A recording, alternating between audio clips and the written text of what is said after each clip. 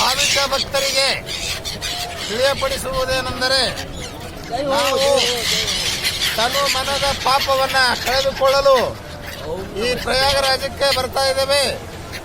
ನೀವು ಈ ಪವಿತ್ರ ಸ್ನಾನ ಮಾಡಲು ಬರಬೇಕು ಅಂತಂದ್ರೆ ತ್ರಿವೇಣಿ ಸಂಗಮದಲ್ಲಿ ಸ್ನಾನ ಮಾಡಬೇಕಂದ್ರೆ 432ನೇ ಕಂಬದ ಕಡೆ ಬಂದು ನಾವೇನು ಹಿಡಿದು 3 ನದಿಗಳು ಸಂಗಮವಾದಂತ ಪವಿತ್ರ ಸ್ಥಾನದಲ್ಲಿ ಸ್ನಾನವನ್ನ ಮಾಡಬೇಕು. ನಿಮ್ಮ ಸಾಮಾನುಗಳನ್ನ ವ್ಯವಸ್ಥಿತವಾಗಿ ಇಟ್ಟುಕೊಳ್ಳಿ. ಯಾಕೆಂದ್ರೆ ಜನಸಾಗರವೇ ಇಲ್ಲಿ ಸೇರಿದೆ. ಎಲ್ಲವೂ ಸ್ವಚ್ಛತೆಯಿಂದ ಕೂಡಿದೆ.